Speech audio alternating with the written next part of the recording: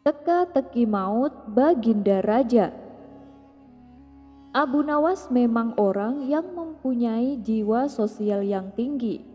Sering salam sapa dan tak jarang pula nongkrong bersama kawan-kawannya.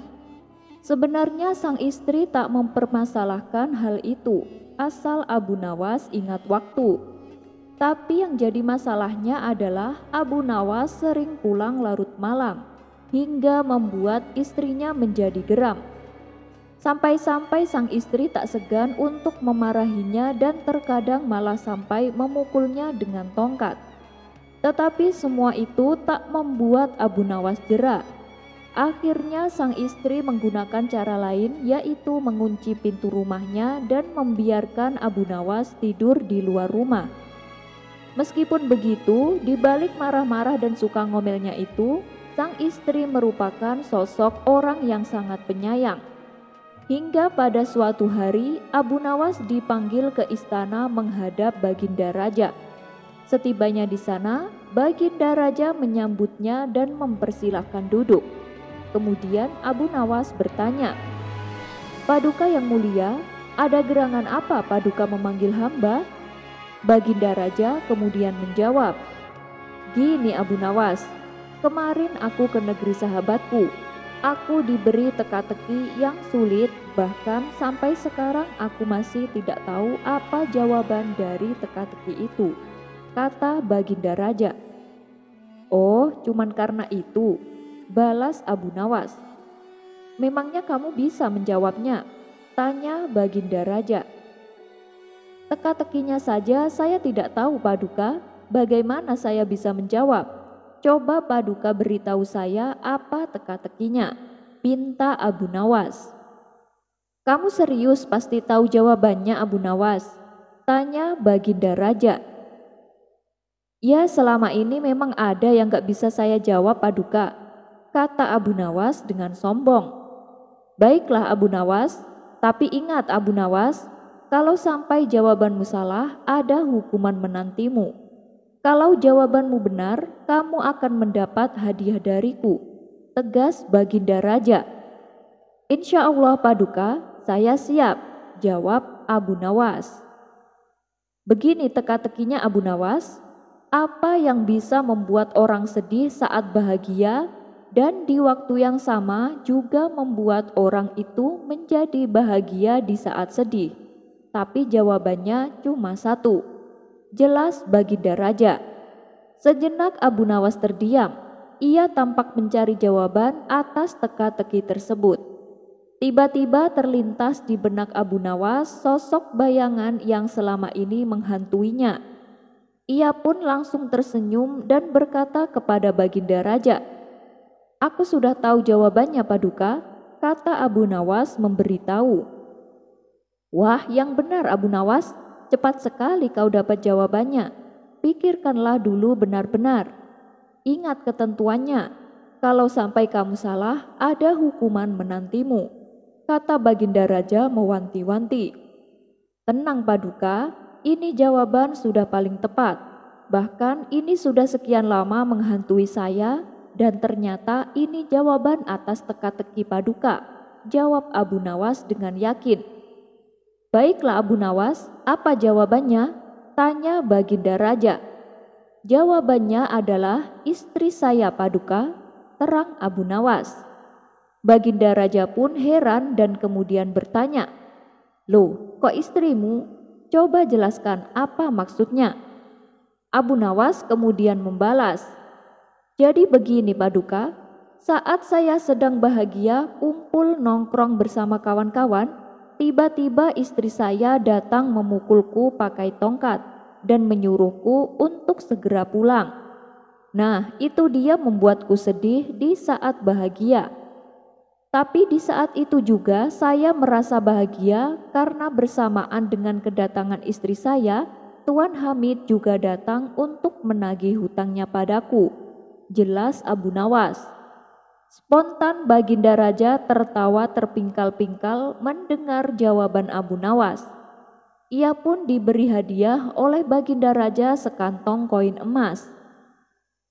"Ini hadiahmu Abu Nawas, jangan lupa lunasi hutangmu ke Tuan Hamid, kata Baginda Raja sambil terus tertawa. Teka-teki pemilik warung. Dikisahkan, suatu ketika Abu Nawas main ke rumah sahabatnya yang berada di kampung seberang. Sesampainya di sana, ia pun disambut hangat dan dipersilahkan duduk di ruang tamu. Setelah ngobrol panjang lebar, sahabatnya itu berkata, "Wahai Abu Nawas, kita makan di warung aja ya. Kebetulan ada warung yang baru buka. Penjualnya bukan orang sini, tapi makanannya enak-enak." Abu Nawas pun menerima ajakannya dan mereka berdua segera berangkat. Setibanya di warung tersebut, di depannya terdapat papan yang bertuliskan, "Siapa yang bisa menjawab 3 teka-teki boleh makan gratis. Tapi kalau tidak bisa menjawab, bayar 2 kali lipat." Abu Nawas yang merasa penasaran ingin mencoba tantangan tersebut. Namun, keinginannya itu dicegah oleh sahabatnya. "Sudahlah Abu Nawas, jangan macam-macam. Aku hanya bawa uang pas-pasan. Nanti kalau kau tidak bisa menjawab, kita disuruh bayar 2 kali lipat," tutur sahabatnya. "Tenang saja, yang penting kita bisa makan gratis," balas Abu Nawas. Dan setelah mereka selesai makan, pemilik warung menghampirinya dan bertanya, "Mau bayar pakai teka-teki atau bayar dengan harga semestinya?" Abu Nawas menjawab, "Aku mau bayar pakai teka-teki." "Baiklah, tapi kalian tahu peraturannya kan?" tanya pemilik warung kembali. "Iya, saya sudah tahu," jawab Abu Nawas. Kemudian si pemilik warung memberikan teka-teki yang pertama. Apa yang bisa terbang tanpa sayap dan bisa menari tanpa kaki? Abu Nawas tersenyum dan menjawab, "Itu adalah bayangan." Kemudian pemilik warung melanjutkan teka-teki yang kedua. Apa yang bisa menjadi lebih besar ketika dikurangi? Tanya pemilik warung. Abu Nawas tidak langsung menjawab, tetapi setelah beberapa saat berpikir, ia tersenyum dan menjawab, "Itu adalah lubang. Semakin kita menguranginya, semakin besar lubang itu," jawab Abu Nawas. Pemilik warung itu pun kagum dengan kecerdikannya. "Sekarang teka-teki yang terakhir. Bila kalian bisa menjawabnya, maka kalian tidak usah membayar makanannya. Tapi bila gagal, 2 teka-teki yang berhasil kalian jawab juga dianggap gagal," tutur si pemilik warung. Pertanyaan yang terakhir adalah, apa yang selalu datang tapi tidak pernah sampai? Tanya si pemilik warung. Awalnya Abu Nawas sempat kebingungan, tapi akhirnya ia menemukan jawabannya. Yang selalu datang tapi tidak pernah sampai itu adalah besok. Besok selalu datang, tetapi ketika besok itu tiba sudah menjadi hari ini, jawab Abu Nawas. Si pemilik warung pun membenarkannya. Kemudian Abu Nawas dan sahabatnya dipersilahkan pergi tanpa membayar hidangan yang dimakannya. Abu Nawas dan maling berkedok pengemis. Mempunyai kebun mangga yang sedang berbuah memang sesuatu yang sangat menyenangkan. Apalagi sebentar lagi sudah bisa dipanen. Itulah kebun mangga Abu Nawas yang sedari kecil tanamannya dirawat dengan sepenuh hati. Tapi ada saja hal aneh yang dialami Abu Nawas. Kebun mangga yang sebentar lagi panen itu berkali-kali diambil oleh maling. Bahkan sempat-sempatnya maling itu makan buah mangga di kebunnya. Hal itu terbukti dari banyaknya kulit dan biji mangga yang berserakan di bawah pohon. Usut punya usut, ternyata yang mencuri di kebun mangga Abu Nawas adalah seorang pengemis yang bernama Abu Sarmun. Kebanyakan warga memanggilnya Sarmis, Sarmun si pengemis. Awalnya Abu Nawas membiarkannya lebih karena kasihan, karena memang kehidupan Sarmis ini jauh dari kata cukup. Ia hanya mengandalkan pemberian dari orang lain. Tapi lama-kelamaan ternyata hal ini menjadi kebiasaan. Tentu saja hal ini membuat Abu Nawas geram. Hingga akhirnya Abu Nawas memutuskan hendak memberinya pelajaran. Ketika Sarmis tengah mengambil buah-buahan di kebun, Abu Nawas langsung menangkapnya. "Buah-buahan kebun ini punya keluargamu apa? Aku susah payah merawatnya, kamu malah enak-enakan mengambilnya," bentak Abu Nawas. Tapi dengan entengnya Sarmis membalas, "Loh, kamu gak tahu, aku ini kan hamba yang dicintai Allah. Bukankah Allah mencintai fakir miskin? Dan kebun ini sejatinya adalah milik Allah kan? Begitu juga buah-buahan yang ada di dalamnya. Jadi aku hanya memakan yang merupakan milik Allah. Karena aku ini kan hamba Allah yang dicintainya." Mendengar hal itu, Abu Nawas pun hanya terdiam. Karena pada dasarnya apa yang dikatakan Sarmis memang benar adanya. Ia pun lalu melepaskan Sarmis. Rupanya alasan tersebut selalu diucapkan manakala tertangkap basah mengambil buah di kebun Abu Nawas. Dan lagi-lagi Abu Nawas kembali melepaskannya. "Kalau begini terus caranya, panen kebunku bisa rugi," batin Abu Nawas. Setelah berpikir cukup lama, akhirnya Abu Nawas menemukan sebuah ide yang cemerlang. Pada keesokan harinya, Abu Nawas membuat tongkat kayu dan dibawa ke kebun miliknya. Setibanya di sana, selang tidak berapa lama datanglah Sarmis untuk mengambil buah mangga. Meskipun dia melihat ada Abu Nawas di situ, ia tak mempedulikannya sama sekali. Dengan santainya, Sarmis mengambil buah-buahan dan memakannya. Kesempatan ini langsung digunakan Abu Nawas untuk menjalankan rencananya. "Woi, lagi ngapain kamu?" tanya Abu Nawas. "Kamu gak lihat?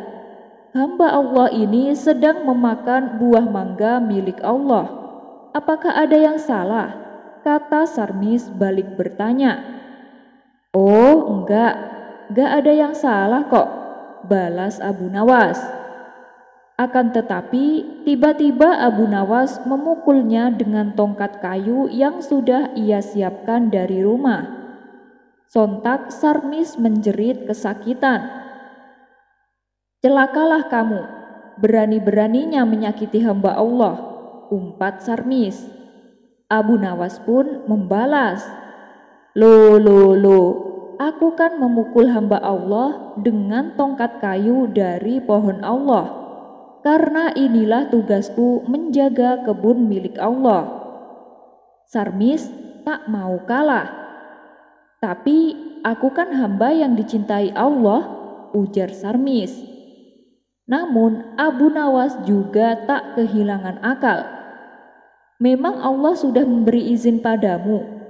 Oh, atau perlu aku bantu kamu berjumpa dengan Allah, biar kamu bisa minta izin langsung padanya?"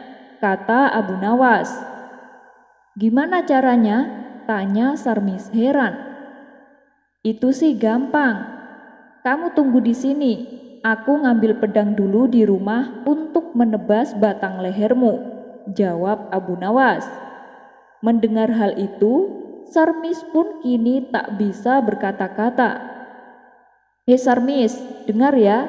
Kalau kamu ulangi lagi, aku tak segan-segan membuatmu minta izin pada Allah langsung," ancam Abu Nawas. Sarmis pun langsung lari terpontang-panting ketakutan.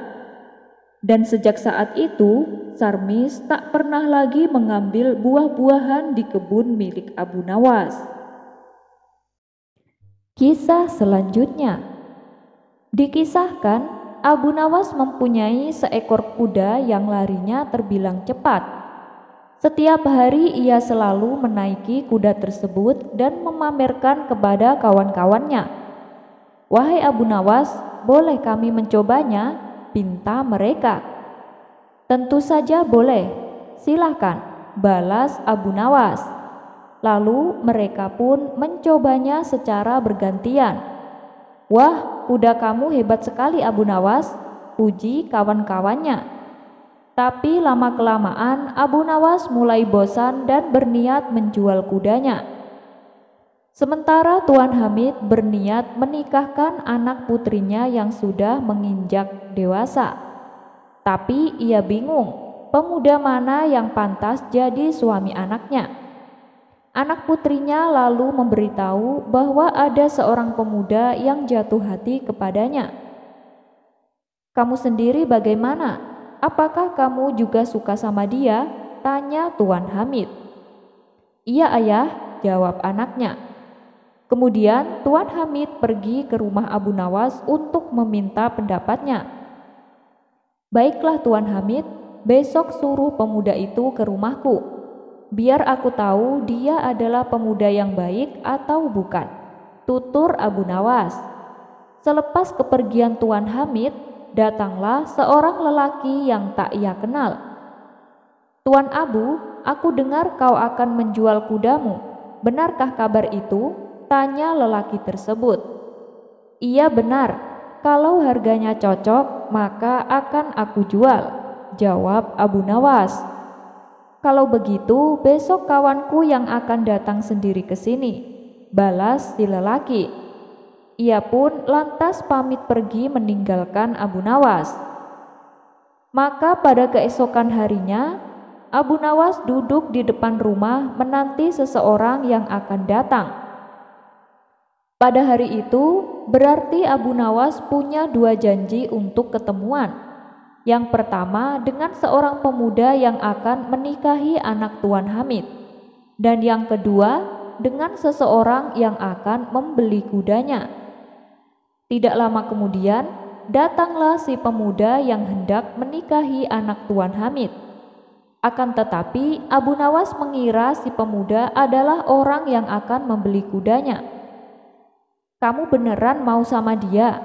tanya Abu Nawas. "Iya Tuan, saya suka sama dia," jawab si pemuda. "Kamu pernah coba menaikinya?" tanya Abu Nawas. "Belum Tuan," kata si pemuda kaget. "Bagaimana kau tahu kau sayang dia, padahal nyobain aja belum?" ujar Abu Nawas. "Tidak akan kukasih sebelum kau mencobanya. Saya tidak mau kau menyesal," kata Abu Nawas melanjutkan. "Tapi Tuan, saya yakin sayalah yang pertama buat dia," sahut si pemuda. "Oh tidak, kamu bukan yang pertama. Saya saja sering mencobanya. Teman-teman saya juga sering mencobanya," timpal Abu Nawas. Si pemuda sontak terkejut mendengarnya. Ia lalu berkata kepada Abu Nawas, "Baiklah Tuan, saya sudah tidak mau sama anak Tuan Hamid." Abu Nawas tak kalah terkejutnya. "Hei anak muda, kita lagi ngomongin seekor kuda," balas Abu Nawas. Abu Nawas dihukum menjadi gembel. Ada saja akal cerdik Abu Nawas untuk mensiasati hukuman Baginda Raja. Kisah ini bermula ketika suatu hari Abu Nawas berbuat kesalahan yang membuat Baginda Raja murka. Oleh sebab itulah ia pun akan dijatuhi hukuman. Namun, karena seringnya lolos dari hukuman yang dijalaninya, kali ini Baginda Raja mempunyai cara lain yang berbeda dari biasanya untuk menghukum Abu Nawas. Kemudian dibawalah Abu Nawas ke tengah alun-alun dengan disaksikan seluruh masyarakat Baghdad. "Hei Abu Nawas," seru Baginda Raja, "atas kesalahan yang kau perbuat, kamu dihukum harus menjadi gembel selama sebulan. Kamu harus tidur di jalanan, kamu tidak boleh mengemis atau meminta-minta makanan kepada orang-orang, dan kamu tidak boleh membeli makanan untuk mengisi perutmu. Tugas Baginda Raja." "Lalu, bagaimana kalau ada orang yang kasihan terus memberiku makanan, Paduka?" tanya Abu Nawas. "Itu juga tidak boleh. Kamu tidak boleh menerima makanan dari orang-orang. Hei masyarakat Baghdad, siapapun yang kedapatan memberi Abu Nawas makanan, maka akan saya hukum seperti Abu Nawas," ancam Baginda Raja di hadapan masyarakat. Seketika Abu Nawas pun tertunduk lesu. Dalam hati ia berkata, "Hukuman macam apa ini? Bagaimana aku bisa mendapatkan makanan?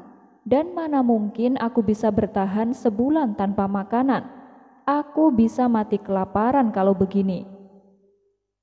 Kemudian dengan memberanikan diri Abu Nawas berkata kepada Baginda Raja, "Ampun Paduka yang mulia, bukankah itu sama saja Paduka menghukum mati hamba? Lebih baik hukum gantung saja hamba sekarang, daripada hamba harus mati kelaparan tersiksa." Namun keinginan Abu Nawas ini langsung ditolak oleh Baginda Raja. "Oh, tidak bisa. Aku sudah tahu akal busukmu. Kalau aku penuhi keinginanmu, pasti dengan akal cerdikmu kamu akan kembali lolos dari hukuman. Dan aku tidak mau tertipu untuk kesekian kalinya," ujar Baginda Raja. Sejenak Abu Nawas terdiam. Ia terlihat putus asa dan pasrah menerima keputusan tersebut. Di saat itulah tiba-tiba terbesit di benaknya sebuah jalan keluar yang bisa menolongnya. Ia pun meminta kepada Baginda Raja untuk mengajak keledainya ikut serta selama ia menjadi seorang gembel. Abu Nawas beralasan bahwa keledainya adalah satu-satunya hewan yang paling ia sayangi, bahkan melebihi rasa sayangnya kepada sang istri. Kalaupun ia meninggal nanti, setidaknya ia meninggal di samping keledai kesayangannya. Rupanya keinginan Abu Nawas yang satu ini dikabulkan oleh Baginda Raja. Dan Baginda Raja juga menjanjikan hadiah uang sejumlah 1.000 dinar. Itu apabila Abu Nawas bisa bertahan hidup sampai 1 bulan ke depan. "Ingat Abu Nawas, aku akan menyuruh prajurit untuk mengintaimu selama sebulan ini." Dan pada keesokan harinya, Abu Nawas mulai menjalani hukuman menjadi seorang gembel jalanan bersama keledai kesayangannya. Di hari pertama, Abu Nawas masih bisa bertahan tanpa makan dan minum. Di hari kedua, ia mulai merasakan haus dan lapar. Dan untuk menghilangkan rasa hausnya itu, ia meminum air di sungai yang jernih. Sementara keledainya dibiarkan makan rumput dan dedaunan, lalu ikut minum air di sungai tersebut. Di hari ketiga dan seterusnya, sekujur tubuh Abu Nawas mulai merasakan lemas. Ia sudah tak kuat menahan lapar hanya dengan meminum air sungai. Dan disinilah Abu Nawas mulai menjalankan ide cemerlangnya. Ia pun mendatangi warung makan tempat biasa ia nongkrong. "Hei kawan, hutangi aku 1 porsi nasi dan ayam bakar. Nanti bulan depan aku akan membayarnya 2 kali lipat," pinta Abu Nawas. "Waduh, maaf Abu Nawas, bukannya aku tidak mau menolongmu, tapi aku sungguh tak bisa. Kau lihat sendiri kan, ada prajurit istana yang sedang mengintai kita. Kalau sampai aku menghutangimu makanan, aku bisa dihukum sepertimu Abu Nawas, tolak pemilik warung. Jangan khawatir kawan, makanan ini kan bukan untukku, tapi untuk keledaiku, ujar Abu Nawas. Mengetahui Abu Nawas mendatangi warung, prajurit yang ditugaskan menjadi pengintai segera menghampiri mereka berdua. "Hoi Abu Nawas, sedang apa kamu?" tanya prajurit. "Ini, aku beli makanan untuk keledaiku," jawab Abu Nawas. "Mana ada, keledai makan nasi dan ayam bakar," kata prajurit istana. "Iya, aku tahu itu. Tapi masalahnya aku sudah merasa beberapa hari mendatang ajalku tidak lama lagi menjemput. Aku akan mati kelaparan. Dan sebelum ini terjadi, aku ingin memberi keledai kesayanganku hidangan yang enak-enak. Bukankah ini tidak melanggar peraturan?" jelas Abu Nawas. "Baiklah, tapi awas, jangan sampai kamu berbohong. Dan kamu pemilik warung, kalau sampai Abu Nawas ketahuan berbohong, kamu akan mendapatkan hukuman seperti Abu Nawas," ancam prajurit istana. "Gimana nih Abu Nawas, aku tidak berani menjual makanan ini padamu," kata pemilik warung gemetaran. "Percayalah kawan, aku hutang makanan ini untuk keledaiku, bukan untukku. Apakah aku pernah berkata bohong padamu?" tegas Abu Nawas meyakinkan. Si pemilik warung tahu betul sifat Abu Nawas. Meskipun sering berbuat konyol dan usil, tapi Abu Nawas memang terkenal jujur dan tidak pernah berbohong. Oleh sebab itulah, si pemilik warung pun akhirnya memberi Abu Nawas nasi dan ayam bakar. Hari berikutnya, Abu Nawas kembali mendatangi warung tersebut untuk hutang makanan dengan menu yang sama. Hal ini Abu Nawas lakukan selama 1 bulan lamanya. Sedangkan untuk menghadapi cuaca dingin saat malam hari, Abu Nawas memeluk keledainya. Setelah masa hukumannya berakhir, maka dipanggillah Abu Nawas menghadap Baginda Raja. Melihat tubuh Abu Nawas yang malah bertambah gemuk, Baginda Raja menjadi heran. "Kamu kok bisa terlihat segar bugar begitu Abu Nawas? Kamu pasti melanggar peraturan ya?" tanya Baginda Raja. "Oh tidak Paduka, selama menjalani hukuman saya selalu menaati peraturan," jawab Abu Nawas. "Tapi kata prajurit yang aku tugaskan untuk mengintaimu, setiap hari kamu membeli nasi dan ayam bakar. Kamu pasti telah berbohong Abu Nawas," hardik Baginda Raja. "Hamba sama sekali tidak berbohong. Begini Paduka, saya memang membeli makanan, tapi itu untuk keledaiku. Karena saya pikir sebelum saya mati kelaparan, saya ingin memberinya makanan yang enak-enak," jelas Abu Nawas. "Mana ada keledai makan nasi dan ayam bakar? Apa sebenarnya tujuanmu?" tanya Baginda Raja. "Paduka, dengan melihat keledaiku makan hidangan enak tersebut, setidaknya aku bisa mati dengan tenang, sambil membayangkan kalau aku yang memakan hidangan itu," ujar Abu Nawas. "Memang keledaimu mau memakannya?" tanya Baginda Raja. "Disitulah letak masalahnya Paduka. Padahal saya sudah membujuknya berulang kali, tapi keledai saya malah memilih makan rumput. Dan mungkin karena merasa kasihan, keledai itu menyingkirkan makanannya tepat di hadapanku, seolah-olah ia memberikan isyarat bahwa makanannya ia berikan untukku. Ya tentu saja aku pun segera memakannya," kata Abu Nawas menuturkan. "Kalau seperti itu berarti kamu telah melanggar peraturan Abu Nawas, dan pemilik warung itu juga telah berani menentangku. Kamu dan pemilik warung makan akan aku hukum lebih berat lagi," tegas Baginda Raja. Loh, sebentar, salahnya di mana Paduka? Bukankah Paduka mengatakan selama saya menjalani hukuman, saya harus di jalanan dan saya lakukan itu. Saya juga tidak mengemis atau meminta makanan kepada orang-orang. Dan saya juga tidak membeli makanan untuk mengisi perut saya. Tapi saya membeli makanan untuk keledai saya. Namun karena ia kasihan, lalu ia memberikannya kepadaku. Bukankah peraturan selanjutnya saya tidak boleh menerima pemberian makanan dari orang-orang? Tapi kalau yang memberi makanan adalah keledai, tentu itu tidak melanggar peraturan kan Paduka? Kata Abu Nawas beralasan. Mendengar hal itu, Baginda Raja terdiam dan tak sanggup membantahnya. Berkat kecerdikan Abu Nawas, ia pun akhirnya berhasil menjalani hukuman tanpa harus mati kelaparan. Dan sesuai perjanjian, Abu Nawas diberi hadiah 1.000 dinar. Ia pun segera bergegas pergi ke pemilik warung untuk membayar hutangnya selama sebulan. Abu Nawas disuruh pidato.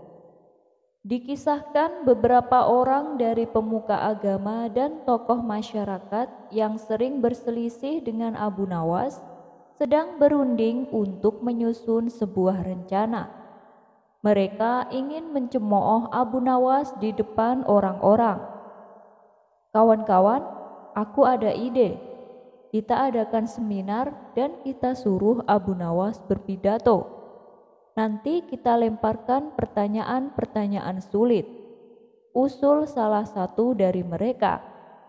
Tapi seminarnya membahas tentang apa? Kalau soal ilmu agama, Abu Nawas pasti menguasai. Ujar yang lain. Bagaimana kalau membahas tentang ilmu astronomi? Pasti dia akan kebingungan. Dengan begitu, dia akan ditertawakan oleh orang-orang yang hadir. Tutur yang lain. Saya setuju, itu ide yang bagus, kata teman-teman yang lain. Akhirnya mereka pun mendatangi rumah Abu Nawas untuk menjalankan rencananya. Begini Abu Nawas, kedatangan kami ke sini untuk memintamu berpidato di dalam seminar. Apakah kamu bersedia? Kamu kan terkenal orang pandai Abu Nawas. Makanya kami memintamu yang berpidato.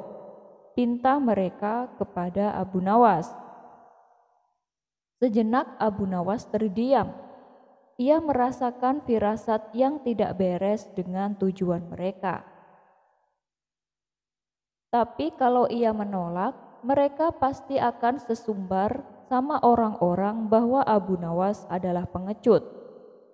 Baiklah, aku bersedia. Kapan acara seminarnya? Tanya Abu Nawas. Besok siang Abu Nawas, jangan sampai tidak datang ya, balas mereka. Hari yang ditentukan pun tiba. Orang-orang ramai berkumpul untuk mendengar pidato Abu Nawas. Ketika Abu Nawas datang, ia langsung dipersilahkan ke atas mimbar. Ini saatnya kita mempermalukan Abu Nawas. Kita akan melemparkan beberapa pertanyaan yang sulit. Ujar salah satu dari mereka. Setelah Abu Nawas berdiri di atas mimbar, ia pun mulai berpidato. Para hadirin, apakah kalian tahu apa yang akan saya katakan? Tentu saja kita tidak tahu, jawab mereka serempak. Kalau kalian tidak mengetahuinya, maka tidak ada manfaatnya dari perkataanku. Abu Nawas pun lalu turun dari mimbar. Para pemuka agama dan tokoh masyarakat yang sejatinya akan mengerjainya menjadi marah dengan ulah Abu Nawas. Mereka lalu mendatangi Abu Nawas dan mempertanyakan sikapnya itu. Kenapa kamu bersikap seperti itu, Abu Nawas? Tanya mereka kesal. Kalian kan mengaku pintar, namun kalian tidak tahu apa yang akan aku katakan. Lalu apa gunanya aku berpidato? Ucap Abu Nawas. Kemudian Abu Nawas meninggalkan acara seminar tersebut. Hari berikutnya mereka kembali menemui Abu Nawas. Mereka berpura-pura meminta maaf dan meminta Abu Nawas kembali berpidato. Abu Nawas pun menyetujuinya. Hari esoknya seminar diadakan kembali. Setelah Abu Nawas naik ke atas mimbar, ia pun memulai pidatonya. Para hadirin, apakah kalian tahu apa yang akan saya katakan? Tanya Abu Nawas. Iya, kami tahu, jawab mereka serempak. Kalau kalian sudah mengetahui apa yang akan saya katakan, lalu apa gunanya aku berpidato? Cuma buang-buang waktu saja, kata Abu Nawas. Ia pun lantas turun dari mimbar dan berjalan pulang. Para hadirin kembali dibuatnya bingung dengan kejadian tersebut. Susah sekali mempermalukan Abu Nawas. Ada saja cara dia menghindar, kata salah satu dari mereka. Tiba-tiba salah satu dari mereka ada yang berkata, "Saya punya ide yang bagus." Begini kawan-kawan, kalau Abu Nawas bertanya, apakah kalian tahu apa yang akan saya katakan? Kita bagi menjadi dua kelompok. Kelompok pertama menjawab tidak tahu. Kelompok yang kedua menjawab, ya kami tahu. Pasti Abu Nawas akan kebingungan. Usulan tersebut disambut baik oleh mereka. Itu ide yang sangat bagus, saya sangat setuju, sahut yang lainnya. Lalu mereka kembali mendatangi Abu Nawas untuk memintanya berpidato. Baiklah, tapi ini yang terakhir. Kalian sudah mengundangku 3 kali, ucap Abu Nawas. Hari berikutnya para hadirin sudah menunggu Abu Nawas. Ini adalah kesempatan terakhir mereka untuk mencemooh Abu Nawas. Setelah Abu Nawas datang, ia langsung naik ke atas mimbar dan berpidato. Para hadirin, apakah kalian mengetahui apa yang akan saya katakan? Mereka semua sudah siap untuk pertanyaan ini. Sesuai rencana, sebagian kelompok menjawab, "Ya, kami tahu," dan sebagian menjawab, "Kami tidak tahu." Mereka kira mereka berhasil menjatuhkan Abu Nawas. Ternyata jawaban tersebut tidak membuat Abu Nawas kebingungan. Ia bahkan malah tertawa. Baiklah kalau begitu. Kalian yang belum tahu, silahkan bertanya kepada orang yang sudah tahu, ucap Abu Nawas. Ia pun langsung turun dari mimbar dan berjalan pulang dengan tenang. Mereka yang berencana membuat malu Abu Nawas dibuat terheran-heran dengan kecerdikannya. Kemudian memutuskan untuk menemuinya kembali. Abu Nawas, kita kan sama-sama tahu, terkadang kita berselisih pendapat dengan kamu. Namun dengan aksimu hari ini, kami sepakat bahwa kamu orang yang memiliki segudang kecerdikan. Tapi kami semua penasaran Abu Nawas, sebenarnya apa sih yang akan kamu katakan? Tanya mereka. Abu Nawas pun tertawa dan berkata, yang ingin saya katakan, kalian semua sudah tahu, yaitu kalian semua bermaksud mencemoohku. Betul kan? Makanya aku melemparkan pertanyaan tersebut berulang kali. Dari awal pertama kalian datang, aku sudah punya firasat kalau kalian punya rencana tidak baik. Jelas-jelas aku sering berselisih dengan kalian, tapi tiba-tiba kalian memintaku berpidato di hadapan kalian. Belum lagi tema yang kalian minta adalah astronomi. Ini sudah tidak masuk akal. Pasti kalian ada maksud untuk mempermalukanku di hadapan orang-orang. Dengar ya kawan, berselisih pendapat itu hal yang wajar.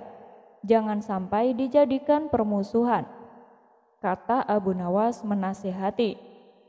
Mendengar penuturan Abu Nawas, mereka kaget dan tak menyangka bila Abu Nawas bisa menebak rencananya. Mereka pun menyadari akan kesalahan yang diperbuat dan meminta maaf kepada Abu Nawas. Seperti biasa, saat menjelang waktu subuh, Abu Nawas mengawali aktivitasnya dengan berangkat ke masjid untuk sholat berjamaah. Sepulangnya dari masjid, ia segera mempersiapkan peralatan guna mencari kayu di hutan. Di saat Abu Nawas berjalan meninggalkan rumah, ia berpapasan dengan Abu Jahil. "Mau kemana Abu Nawas?" tanya Abu Jahil. "Mau cari kayu di hutan," jawab Abu Nawas. "Ayo kita berangkat sama-sama, aku juga mau cari kayu di hutan," timpal Abu Jahil. Dengan ditemani Abu Jahil, ketika mereka berdua berjalan melintasi pinggiran sungai, tiba-tiba Abu Nawas tergelincir dan hampir jatuh. Untunglah ada Abu Jahil di sampingnya. Abu Jahil segera menarik tangan Abu Nawas sehingga ia selamat dan tidak terjatuh ke sungai.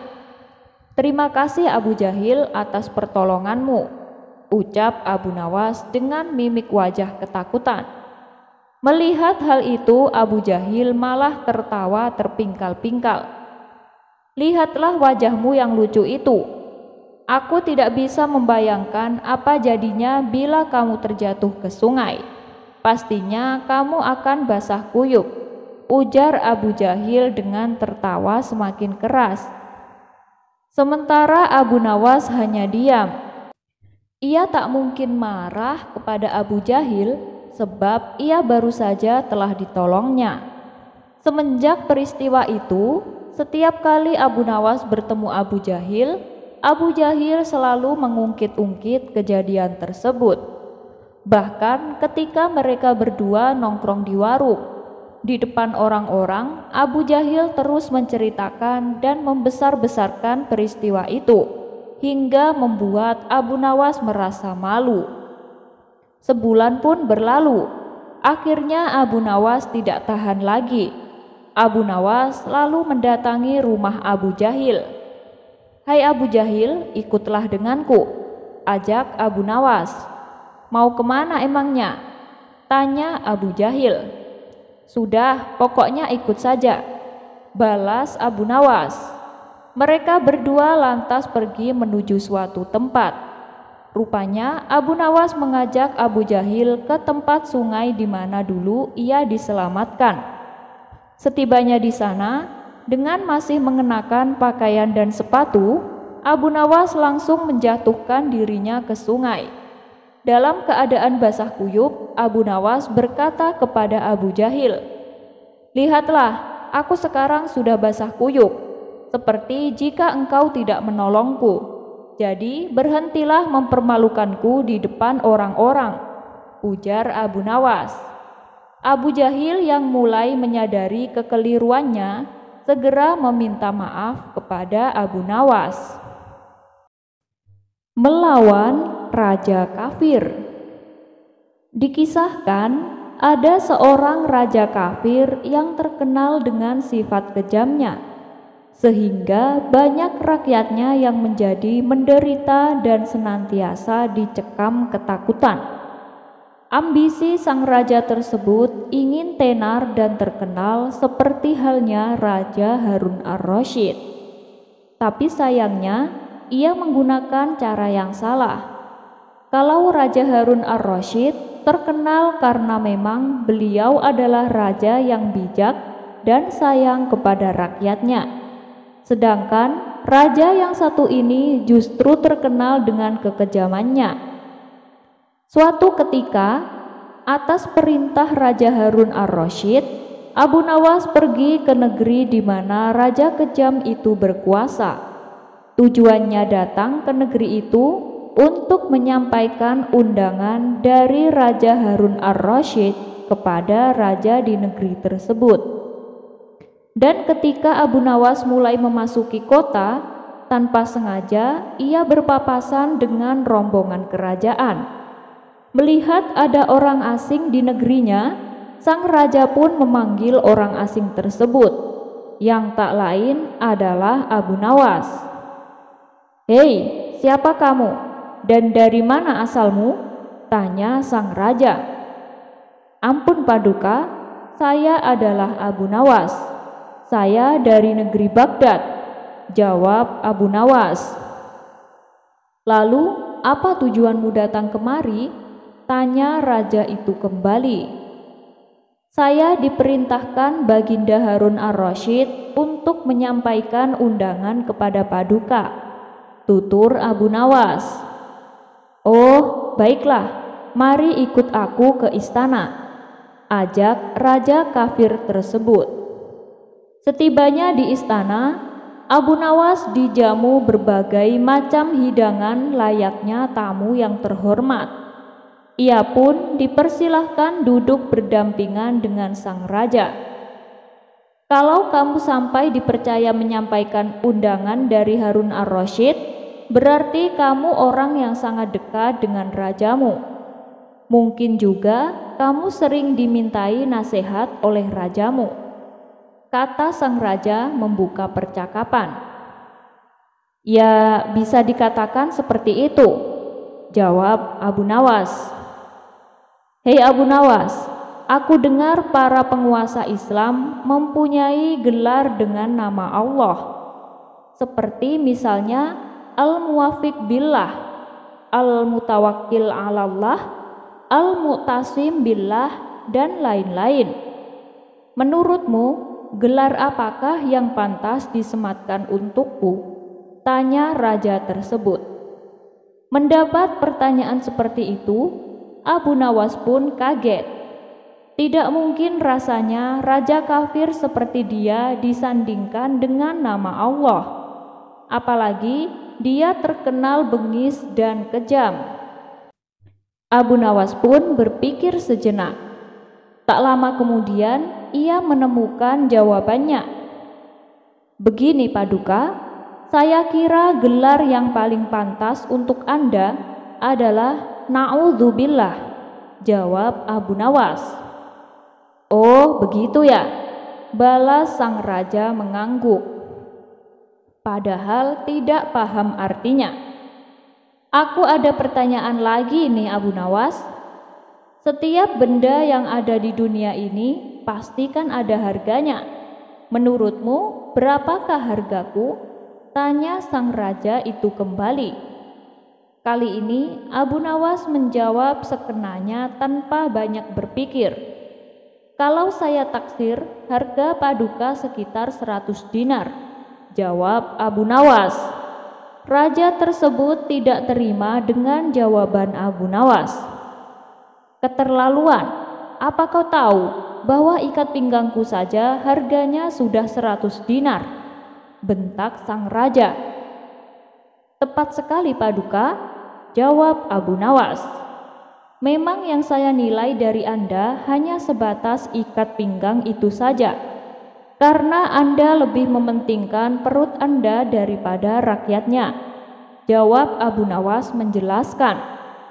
Sang raja pun hanya terdiam karena ia memang mengakui hal itu. "Oh ya Abu Nawas, sebelum engkau pulang, aku ada pertanyaan satu lagi," ucap sang raja kepada Abu Nawas. "Silahkan Paduka, saya siap menjawabnya," balas Abu Nawas. "Menurut keyakinan agamamu, kalau aku mati kelak di akhirat, apakah aku ditempatkan bersama orang-orang yang mulia atau orang-orang yang hina?" tanya sang raja penasaran. Bukan Abu Nawas namanya kalau ia tidak dapat menjawab pertanyaan semudah ini. Raja penakluk seperti Anda, insya Allah akan ditempatkan bersama raja-raja dan tokoh-tokoh yang telah menghiasi sejarah dunia, ujar Abu Nawas. "Wah, benarkah begitu Abu Nawas?" tanya sang raja kegirangan. "Tentu saja benar Paduka. Paduka akan ditempatkan bersama Raja Fir'aun, Raja Namrud, dan Raja Herakus," jawab Abu Nawas. Karena sang raja tidak tahu tentang sejarah dalam Islam, ia pun terlihat gembira mendengar jawaban Abu Nawas. Sang raja kemudian memberikan hadiah kepada Abu Nawas sebagai oleh-oleh untuk dibawanya pulang.